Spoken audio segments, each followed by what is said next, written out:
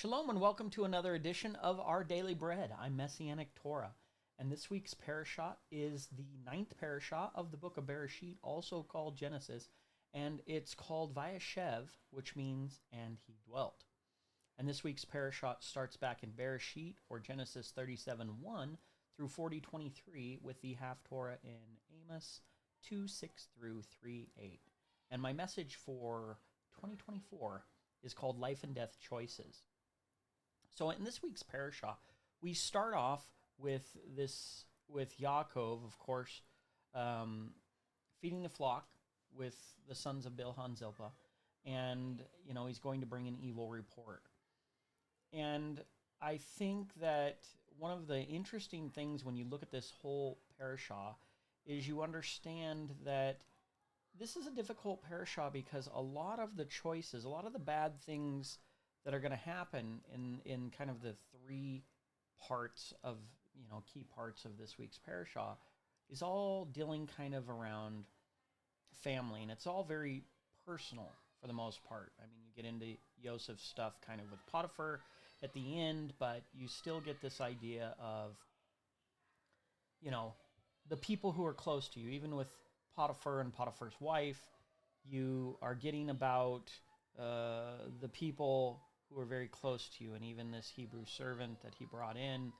And then you even get in with Paro and, the cupbearer and the baker.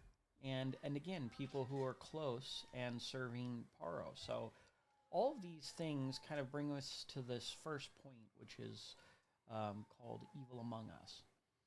And I think that one of the kind of key things is we're starting off with family, and you think, well, this is the children of Israel, so you shouldn't have a situation where brothers are trying to kill brothers. I mean, this takes us back to Cain and Havel, right? It's a terrible thing. Murder is a terrible thing, no matter what. But when you see this happening within a family, it's just terrible to even think about. And one of the things, anybody, of course, who's a parent would know this, that it's a lose-lose among the family. If the children, if one of the children, or in this case, Yosef's brethren, killed the son that their father loved, then they're doing harm to their father. And of course, a son in Hebrew, banah, is a builder of the name, builder of the authority. So it's the continuation of life for their own father. So it makes no sense if they're jealous to say they want to kill their father's favorite son, because that's an attack on the father. And it reminds me of the Messiah. He says, if you've seen me, you've seen the Father. I think, this is we're dealing with, once again, the great sin of murder and from creation, being made in the image of Elohim, in the image of God. And so the destruction of that is not something that anyone should ever take lightly. Now, as Yosef goes through, he talks to his father, and his father is the one who's sending him to check on the brethren. So not only is he the favored son, that he's going to check on him and come back, and he gives an accurate report. And they do this twice. And aside from the dreams and everything else, and the coat, you have somebody here who is being righteous among his brethren. So righteous that the father is going to send him, just like the shepherd, to check on the sheep. And in this case, because he is honoring his father and telling him the accurate and honest response of what his brothers are doing, then they, just as the Messiah said, that people hate him, right? People hate the light because they walk in darkness, and the light exposes their evil deeds. And so this is the first lesson that everybody can learn, which is you want to make sure that even in your own sins, that you sometimes you are the whistleblower of your own sins, right? You have to examine yourself. You think about Yom Kippur, you think about any of your prayers, examining yourself before you come before the Father. But other people sometimes will examine you and, say whether or not they think it doesn't make them always right, but certainly they can make a judgment call and determine if they think you are right or wrong. And even in that, you have to be very careful. If you look at the story of Eov, Job, here were his friends who were saying, "Hey, you must be doing wrong if God's punishing you, right? If these bad things are happening to you."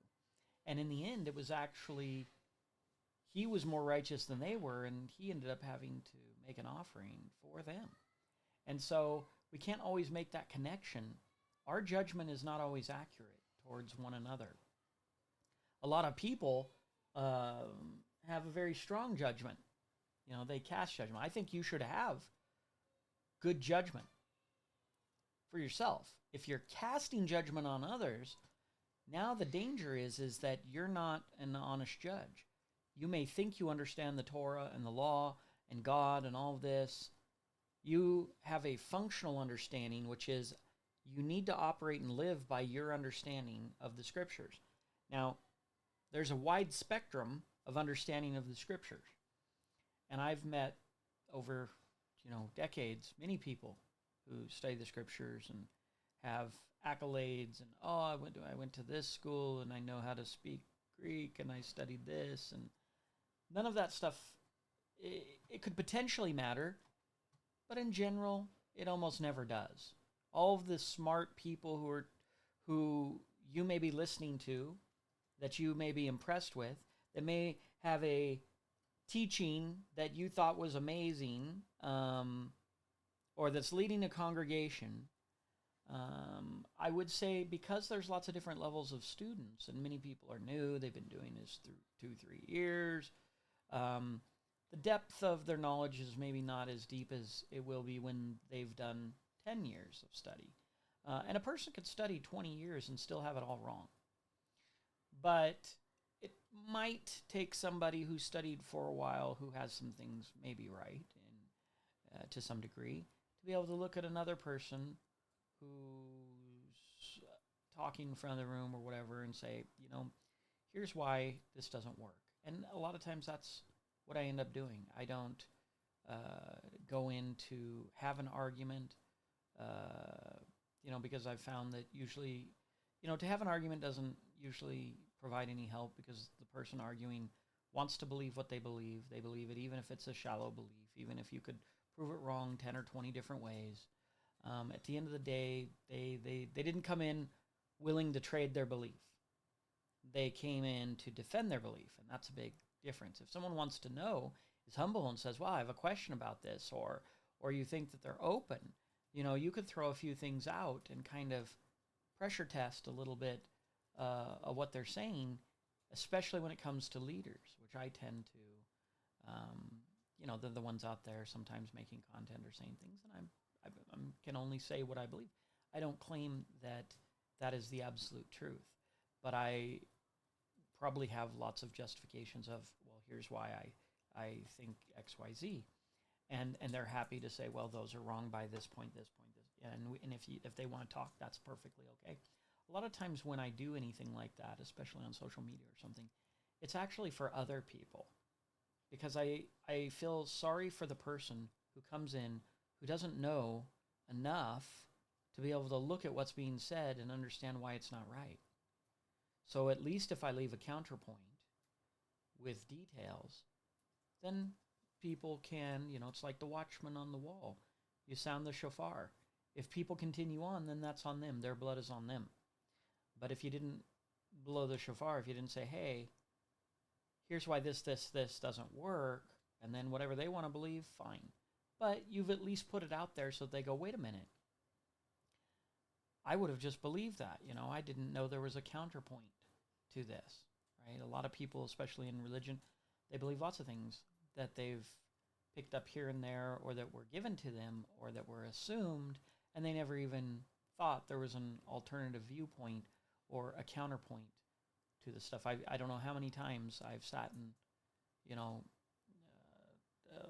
whether it's a live stream or set in a post with a bunch of comments, and everyone's like, oh, it's so good. Oh, this teaching's so amazing. I'm like, well, there's kind of like the whole thing falls apart. Like this can't be true because of this, and this, right? Like this doesn't align with the scriptures.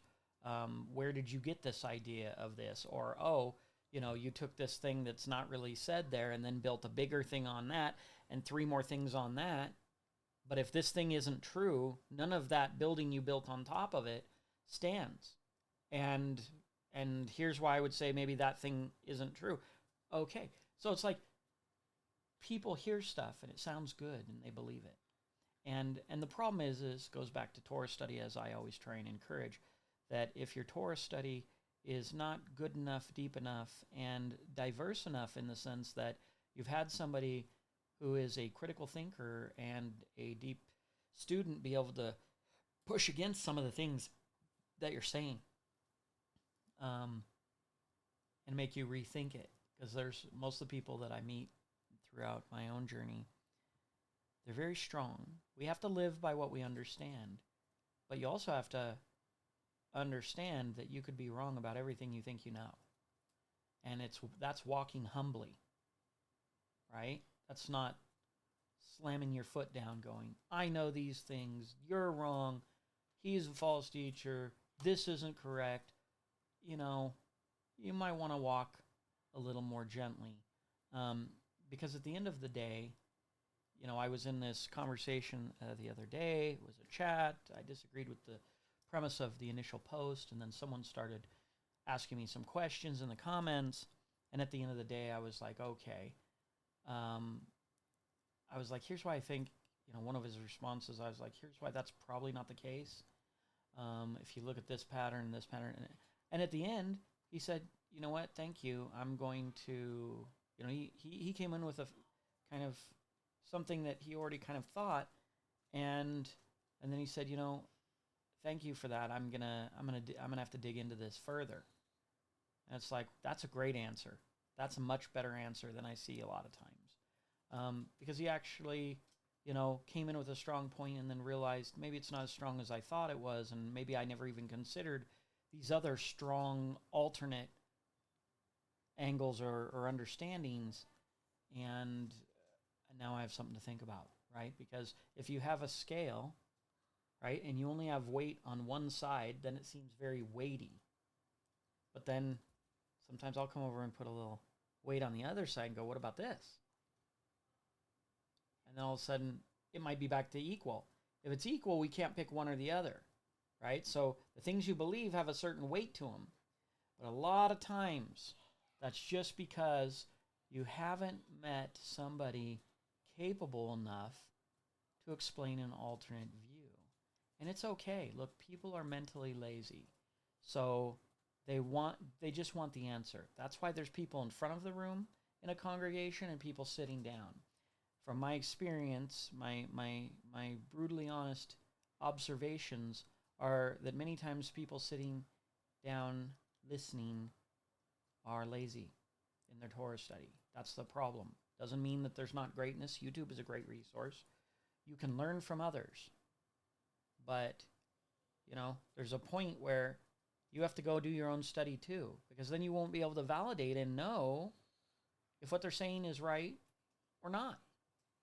And so for me, when I go in and I listen to something and, you know, everybody in the comments is clapping and I'm like, this is totally off base. There's like 10 ways this does not work. And it blows my mind because I'm like, how are all these people clapping because they don't have enough understanding? And so then I end up being the person who will come in and say, okay, what about this, and this? Let's have this conversation. And a lot of times if I say that, if the person who said the thing gets all ticked off, you know, that's either pride or worse, right? Because they would rather get a hand clap from someone who doesn't know better than a counterpoint from someone who might know better, right? And, everybody should be learning. There shouldn't be anybody up there teaching. We're all students. If the person sharing the message isn't listening to the comments with open ears and ready to change their opinion, that's probably not a good person, right? That's a bit of a pressure test for the person who's sharing the message. If they can't receive any correction or can't say, I guess maybe that isn't that way, or maybe that was wrong, right? You don't keep on going on with the wrong thing if you know it's wrong. Right? That's the part, sadly, I see, tis the season, as they say. I see a lot of messianics, or ex-messianics that I know, and they're celebrating Christmas, and I know those people stopped celebrating. So it's not about is this right or wrong. Everybody's in different places in their walk, but you don't want to be the dog returning to its vomit, which is if you knew something was wrong and made that determination, and then you start slacking off and going back to doing something that you know is wrong. Number one, it's hard to respect the decision making and judgment of that person. But number two, for them, that is the dog returning to its vomit. And so you do have to be careful, because Israel backslides, and that's a part too. But that's a lesson. That's a lesson that you have to catch yourself and say, I used to be more strict about this, or eating kosher, or whatever it is. Now I'm kind of slacking off, and you got to have that renewal, that refreshment. These are, as the message says, life and death choices. So let's get back to the message. All the messages are always the message. Evil among us. This was really, and that's why, if you look at the Bible, the story is the story of Israel, and what happens to Israel, and what God does to Israel. God punishes and wipes out and kills Israel over and over throughout the journey. So everybody thinks it's like Israel's a good guy, the children of God are the good guy, everybody else is the bad guy. And it's like, that's a bit of a failure of awareness, because you have to understand that everybody's the bad guy, right? God's the good guy. Everybody else is trying to meet that standard. And so you can be a good guy, but then, as we see in this week's Parashat, you have Yehuda's sons, right? His first and second born son. And they're killed by God because they were evil, right? And that's a pretty big thing, because you're going, well, wait a minute. Yehuda, right? It's part of the children of Israel. Why are the bad things happening in the children of Israel, and not from outside sources, but from God, right? Because they're displeasing to God, because they're being wicked. So it's not enough to say, right, when we think about this family struggle, right? There's a lot of, the opening of this is about life and death and murder among brothers, right? So it's not about, we're the good people, so everybody else is the problem. It's crazy, that, 10 of Yosef's brethren wanted to kill him, basically.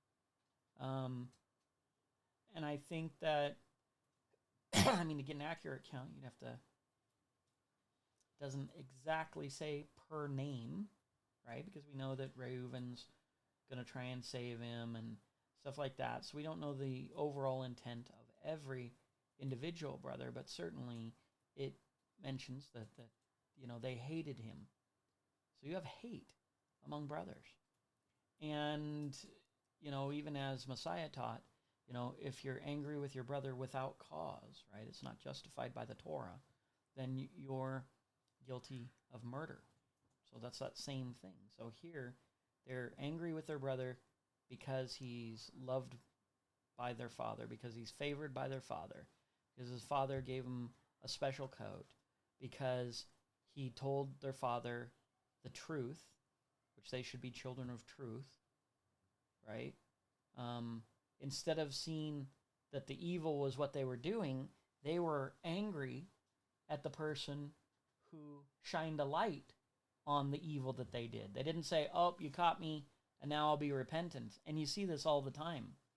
It's really crazy. It's like if you correct somebody, then they get angry. And of course, the Torah says the wise person will thank the person that corrects them. But usually the opposite happens. And so that's an easy test, is if you want to see if somebody's humble. And I do believe that it says Moshe was the humblest on all the earth, right? So God chooses humble people to reveal, to serve, to do all these things.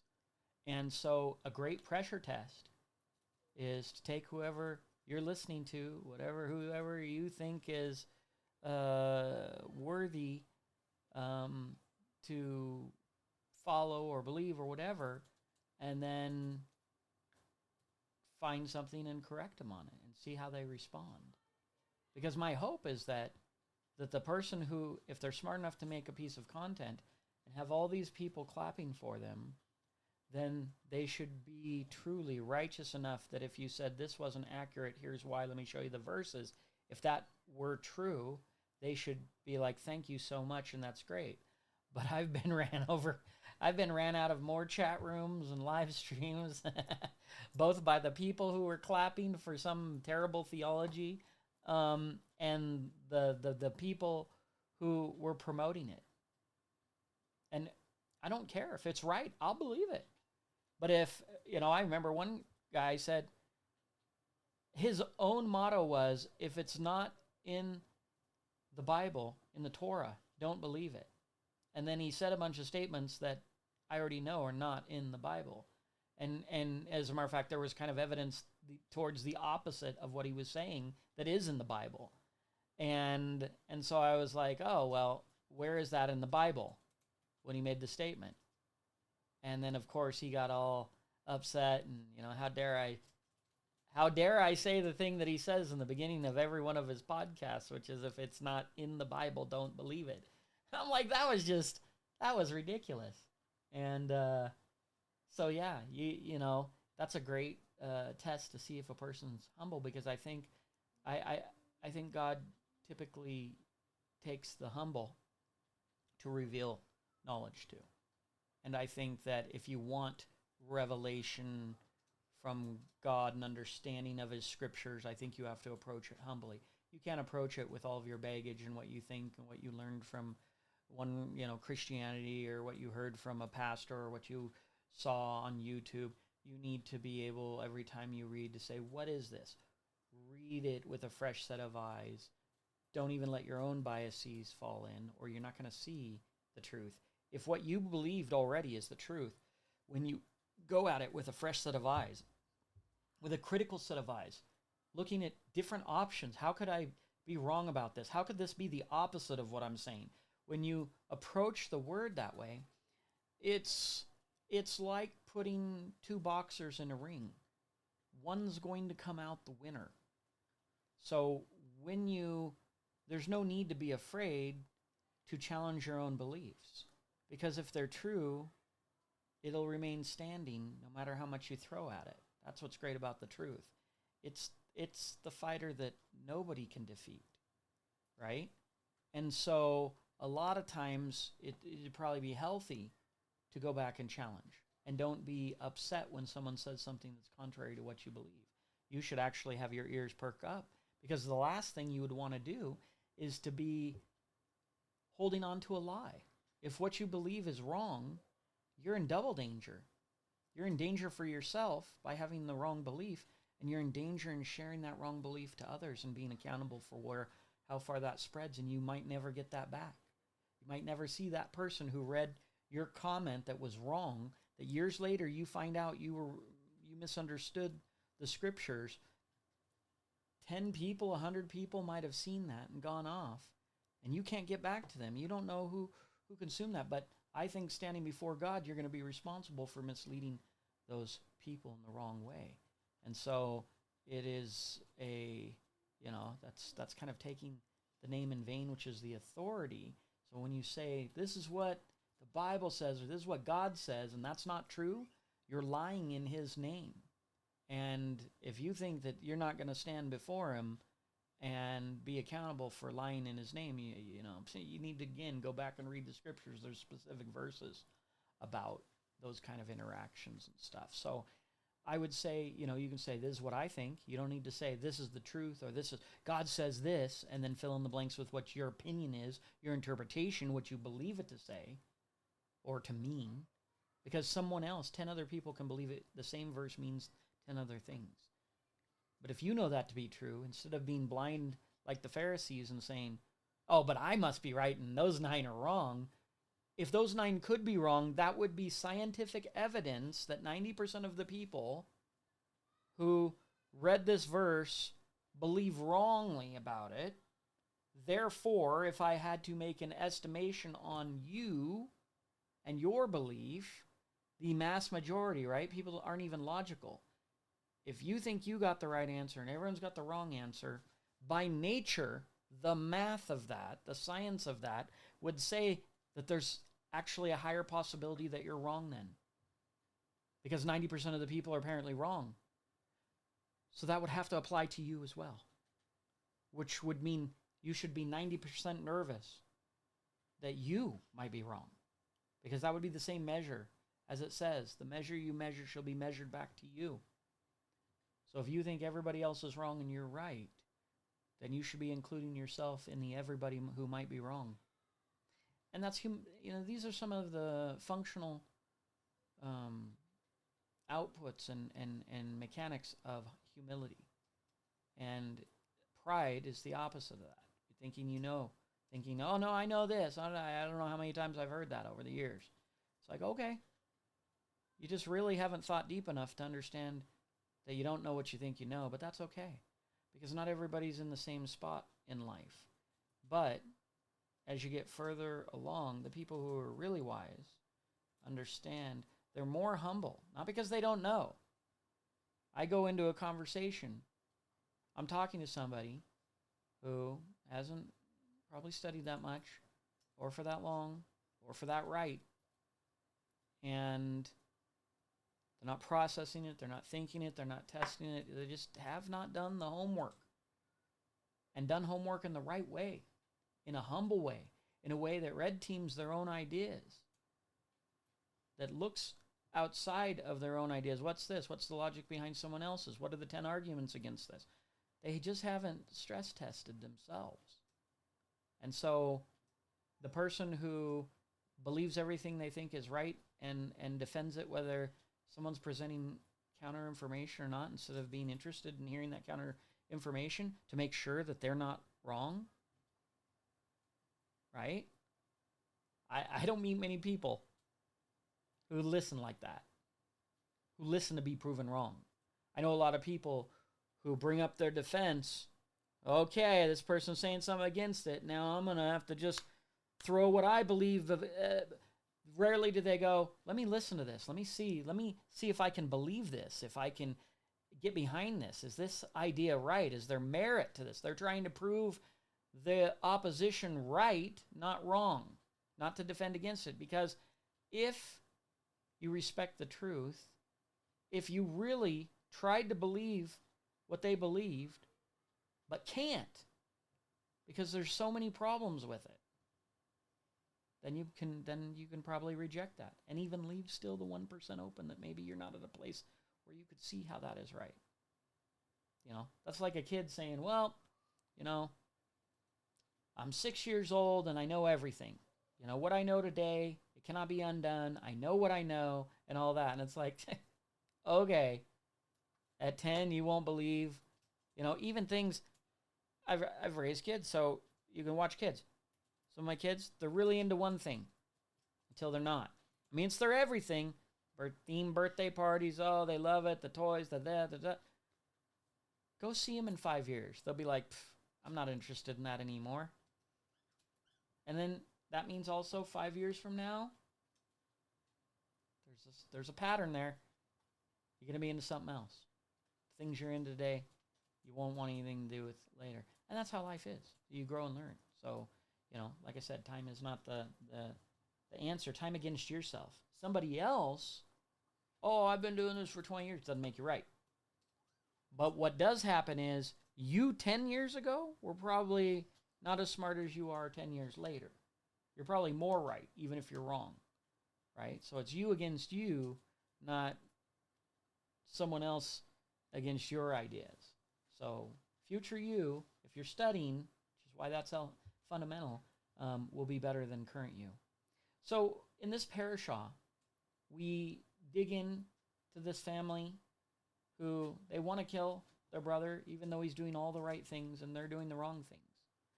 They don't like that he brought an evil report. And they don't like, and they're jealous that he's had dreams and where they're less than he is. But I could tell you right now, just reading the story, you don't even have to get into the whole saved his brothers from the famine, all that. In this opening line, he's better than his brothers. Like, that is a fact. He is not doing evil. They are doing evil, right?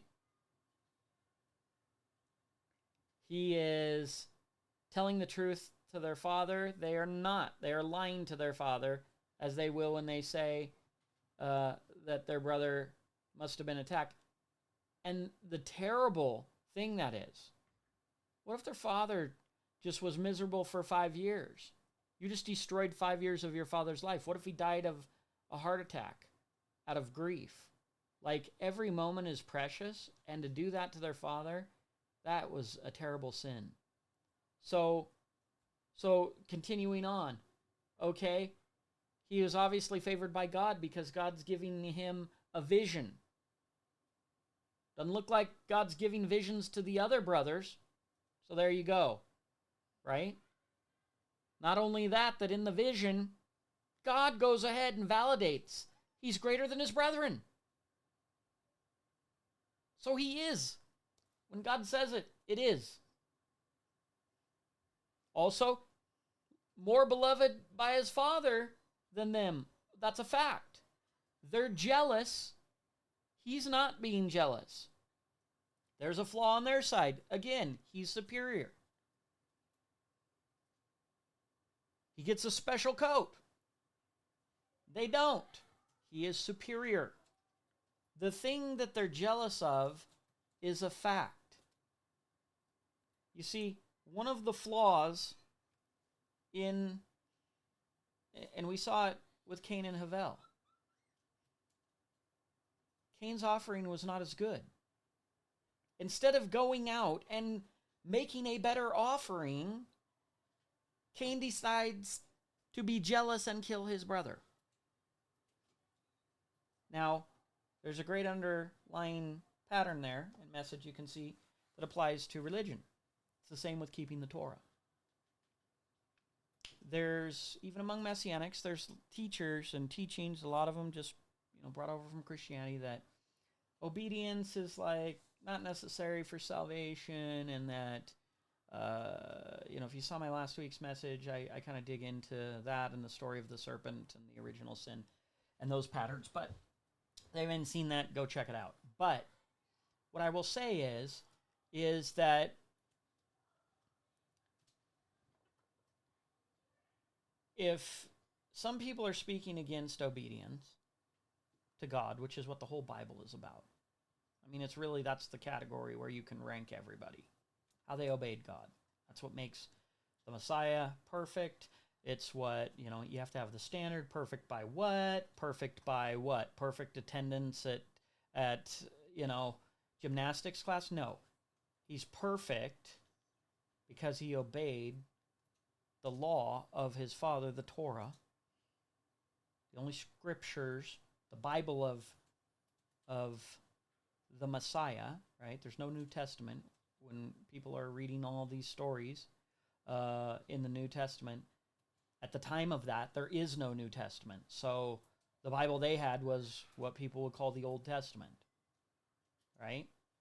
So as a Christian, if you're looking at Christianity, the Messiah and all the disciples, the beginning of Christianity in that sense, their Bible was the Old Testament. There was no New Testament Christianity. That's not what you're reading about in Matthew, Mark, Luke, and John. Okay, so everybody's like, oh, we're reading about this, and oh, he's got the disciples, and oh, he's Sermon on the Mount, and oh, there's the Proverbs, and or the parables that he's teaching, all this. Everything you're reading is not New Testament Christianity. That is Old Testament Christianity. That is the only Christianity, I would argue, that was created by the Messiah and all of his disciples.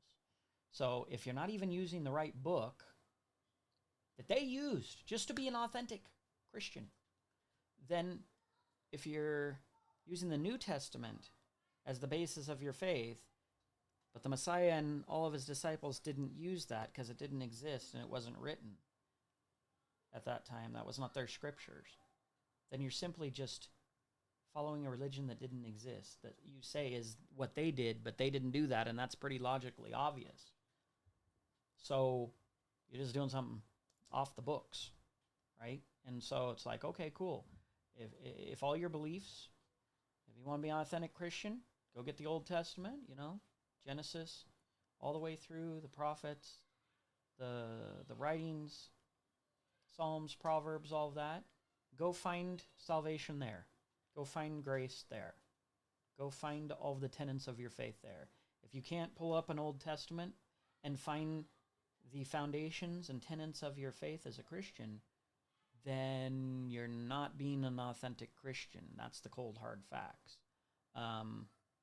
You're not following the religion of the Messiah and his disciples that you think you are when you're reading in the New Testament. Okay?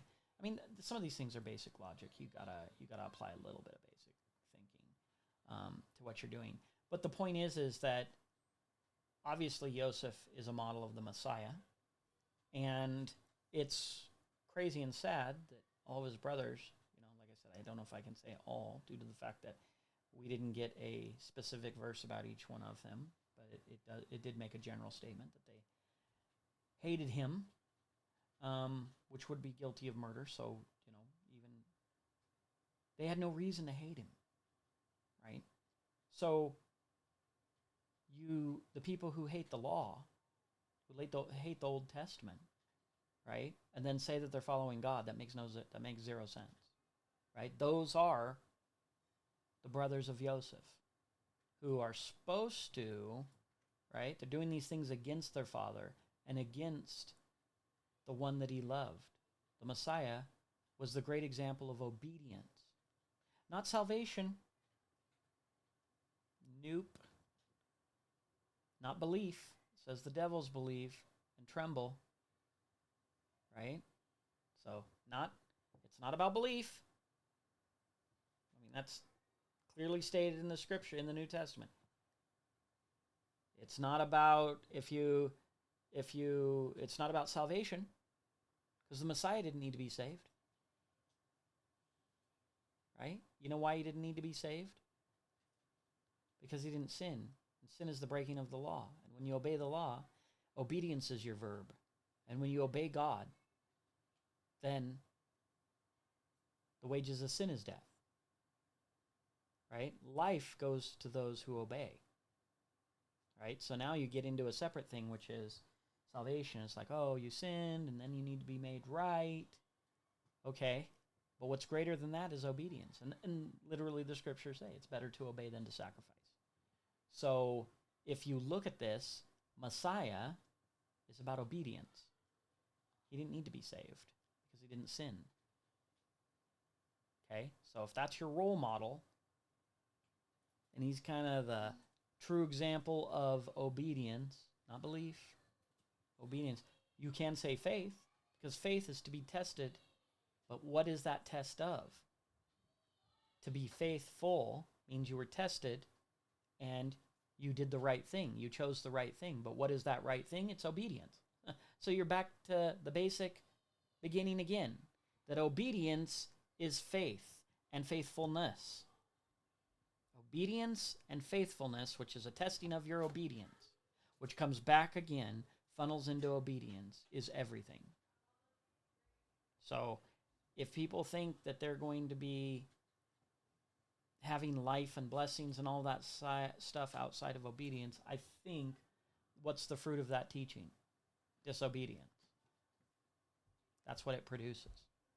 And there's a tree of life and a tree of knowledge of good and evil. The serpent taught disobedience. That's what he was trying. Hey, surely you won't die if you eat it. It's part of God's plan. You'll be like God. Your eyes will be opened. He's trying to say that God's trying to tell you disobedience is the plan. Okay, that's not the plan. That's the opposite of the plan. The adversary of God is literally the opposite of God, which means if God's teaching obedience, the adversary is teaching disobedience. And if you believe it, then that's just the wickedness in your own heart. I'm not looking for a doctrine of disobedience. So anybody who wants to say, well, this verse, that verse, let me just look over at the end. It says you'll know a tree by its fruit. If the fruit off that tree of that teaching is to disobey God, no thanks, not interested, not buying, no sale. Okay? Not in the market for that. Don't care what about this? What about what Paul says? What about that? Galatians? I don't care about any of that. No sale. I'm not in the market for sin. I'm not in the market for disobedience. I'm in the market for obedience, righteousness, right? Those are things that are worthy goals.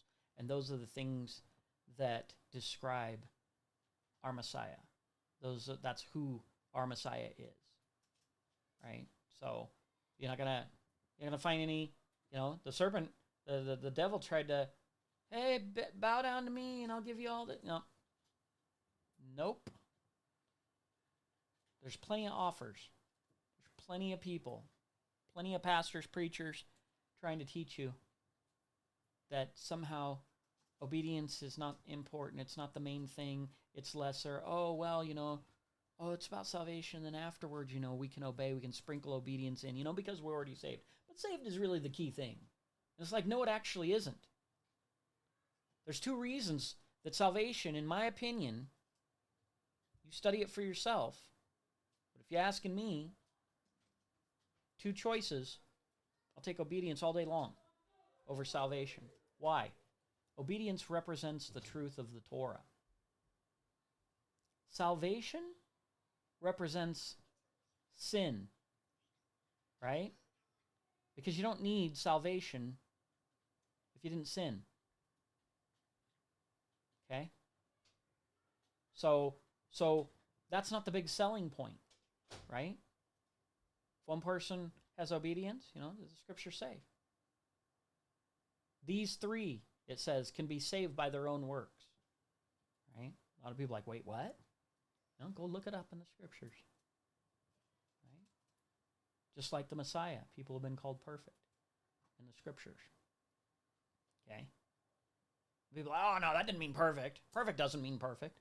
They don't want to believe it because they don't want responsibility that what they choose matters. Because what's the fruit of that tree? If what you do matters and you're expected, it says, walk before me and be you perfect.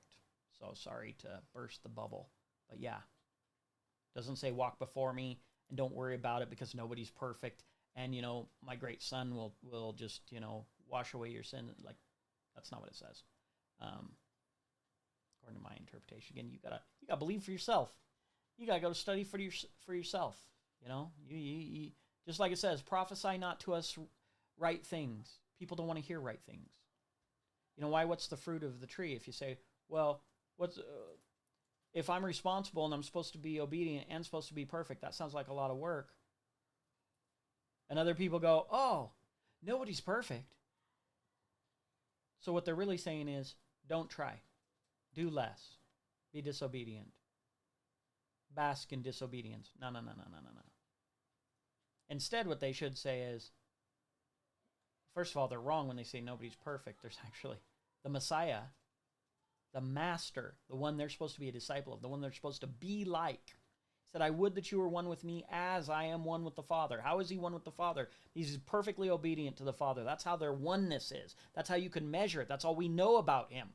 He didn't say because he liked purple socks or, because he had a great mustache. Like, his oneness with God, is the revelation of God, is the Torah.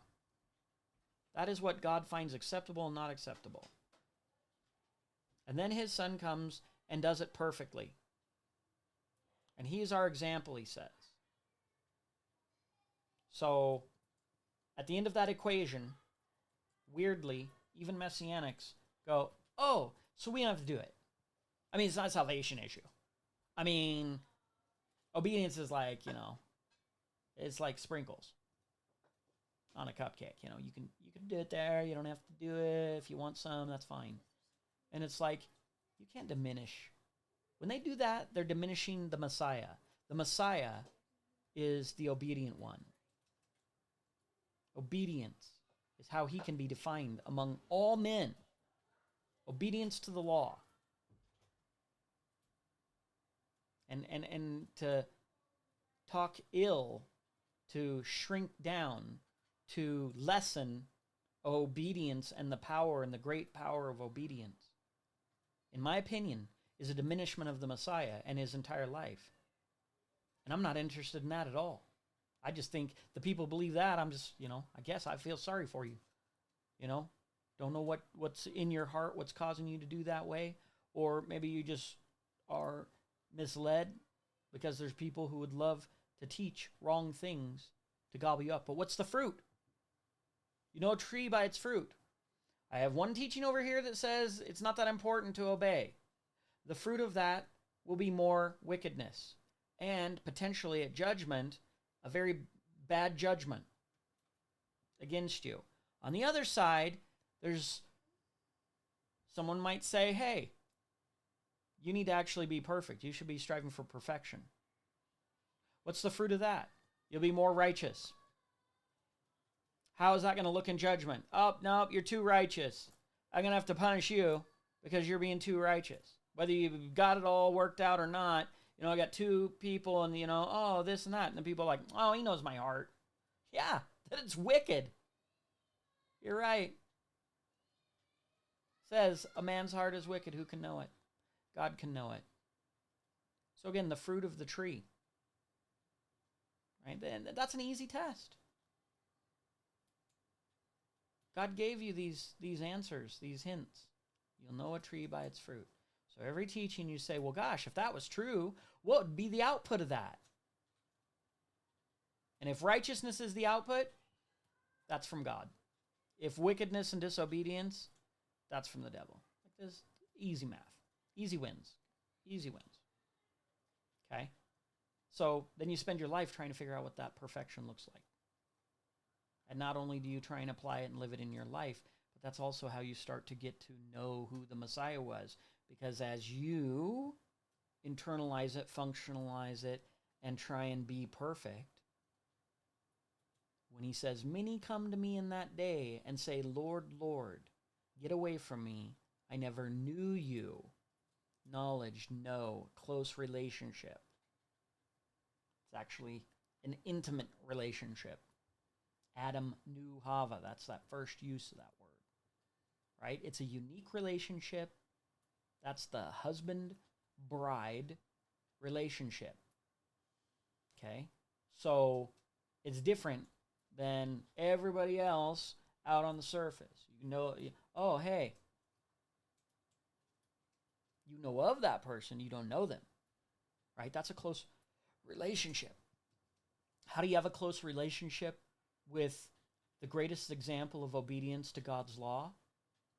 Maybe start obeying God's law, and you'll get an idea of who the Messiah is, and you'll start to know him, right?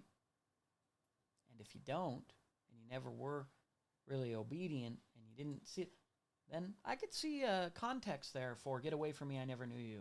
You who do lawlessness. I mean, this isn't some hidden thing. He literally says why he doesn't know you and why you must get away from him because he is obedient and you are not. Right? So, but people don't want to hear it, but you do you. Second one, acting evil, being evil. In the middle, you have the story of Yehuda, right? and Tamar. And of course, his firstborn, killed for being wicked. Onan went, and here's where, I mean, we don't get a lot of text about it, but you can see where it's probably the wickedness that he got killed for, because he didn't want to raise up seed for his brother, but he still went into his wife and then spilled his seed.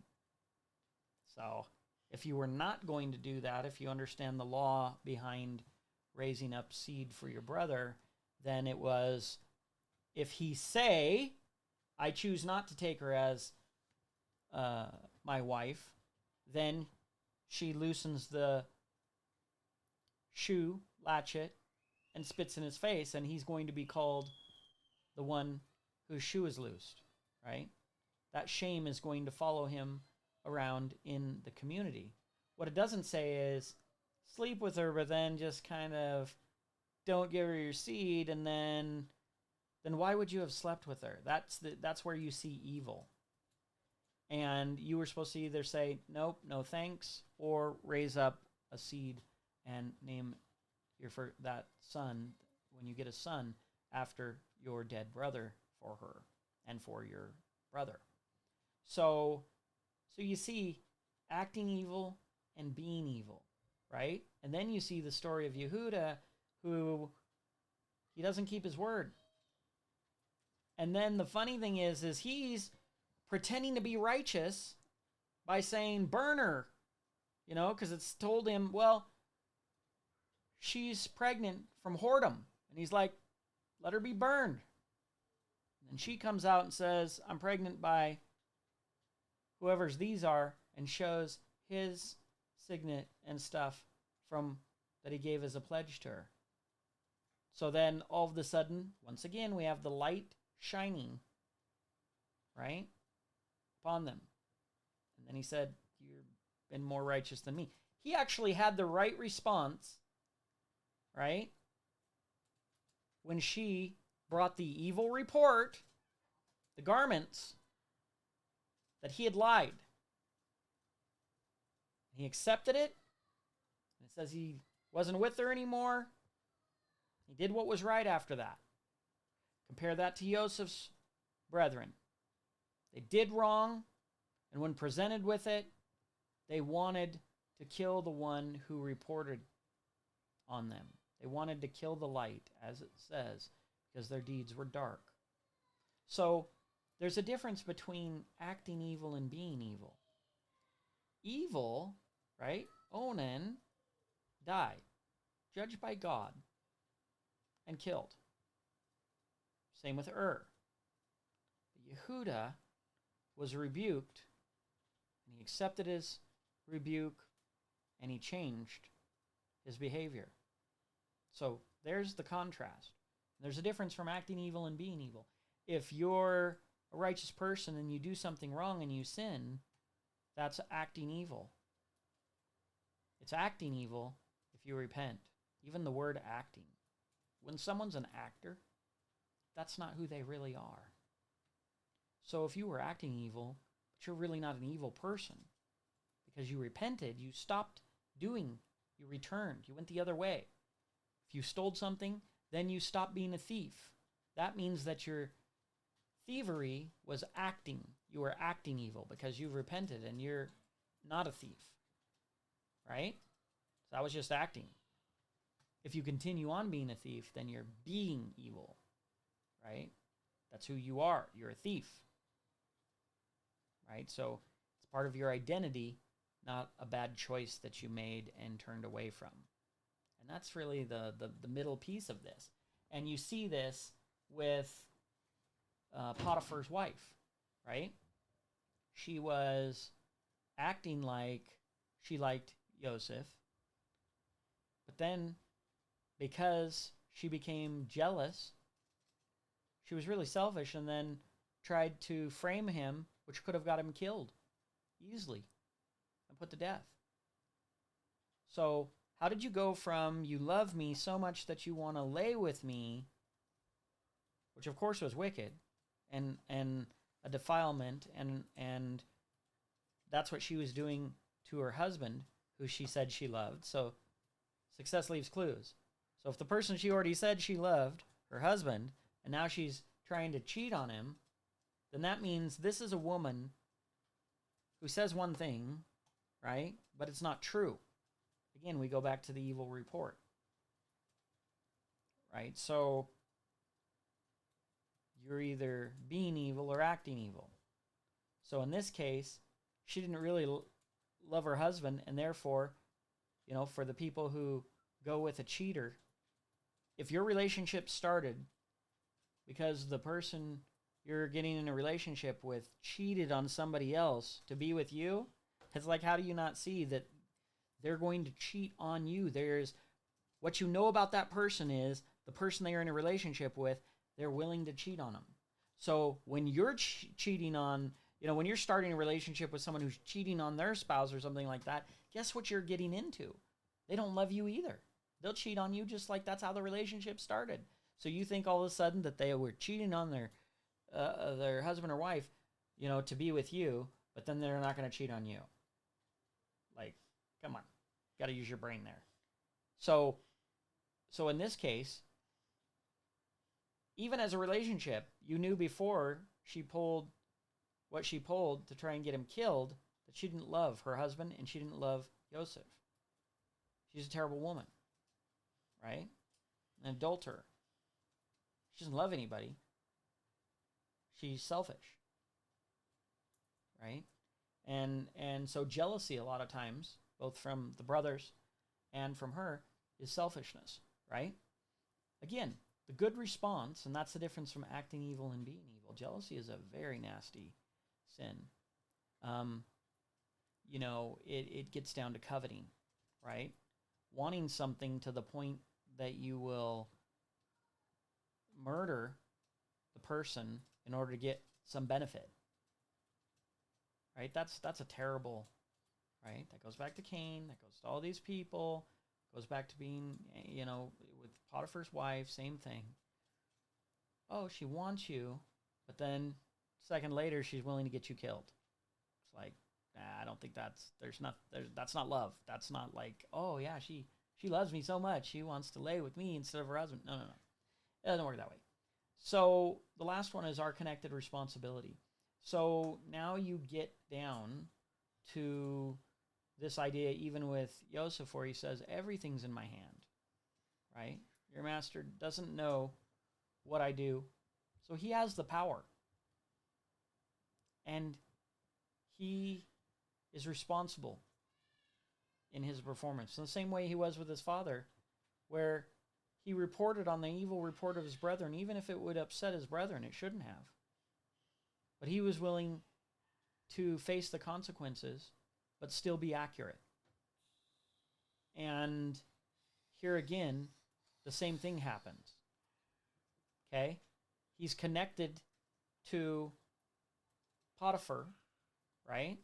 Who trusts him. And Potiphar's wife is trying to do something that she shouldn't, and that would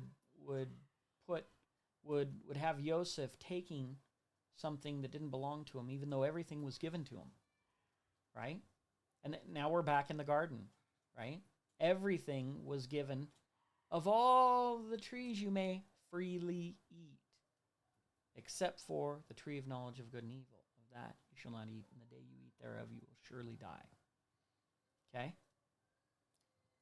Imagine everything being given to you, but one thing. And you stupidly go for the one thing when you had everything, right? And this goes back to power. There's many people who have tremendous resources, wealth, power. Why don't they just enjoy themselves and leave everybody else alone? Because they want the thing that they can't have or that they don't have. It's not about having so much. It's that they don't want you to have anything. Right? That's a problem. That's historically been a problem. Right? And it continues to be a problem in our modern day. So we see here that Potiphar's wife had everything that was Potiphar's, but she wanted the thing that she shouldn't have wanted in the first place, that she couldn't have, which was Yosef. And the same thing, that goes back to Onan, right? He slept with his dead brother's wife. I mean, it's really terrible. But then didn't give her a child on purpose. So he basically defiled his brother's wife. Like, that's crazy. And it's just as crazy as Yosef's brethren wanting to kill their father's favored son. Terrible brothers, terrible sons, terrible people. Right? This is, it's crazy. And so you end up, the last part is, and that goes to the connected responsibility. The brothers are connected to the brother. They shouldn't want to kill their brother. They're also connected to the father, and anything that happens to any one of the individuals hurts their father. So again, they have a responsibility to that. They didn't care about either of that. Same thing we saw with Potiphar's wife. Potiphar's wife, connected to Potiphar, doesn't care if she hurts her husband by cheating on him. Doesn't care if she gets Yosef killed by cheating on her husband. So, and this little idea of our connected responsibility is culminated in the end of the Parashat, where you see the cupbearer and the baker. So what you have is this judgment where they're both close to Paro, and one is going to live and one is going to die for what they did. And what you see is we see that kind of story here with all three of these stories in this week's Parashat. That you have people doing things. Some of them did bad things and were killed. Some of them were spared, right? And it's this kind of battle of good and evil, right? Acting evil or being evil, right? It gets a little bit convoluted in the middle. These are life and death choices that are happening. They're happening around the people that you're around every day. Your choices impact them. Many of those choices are life and death choices, whether you realize it or not, whether spiritually, physically. Here we have extreme examples. And yet each of these things talks to things that aren't some big dramatic example in our own personal lives. Have you been jealous of someone? Have you hated on someone because they had more than you, or they corrected you? I mean, I'll tell you what, that one right there, I don't know many people who aren't going to say that they've never been angry or not been appreciative of being corrected by somebody. That they haven't been a hypocrite like Yehuda was, right? And all these people, because they were supposed to be family. So when they're trying to kill their brother, they're being a hypocrite. Are you part of the family, or are you an enemy of the family? Are you the son of your father, or you're the enemy of your father because you're killing your father's future, one of his sons?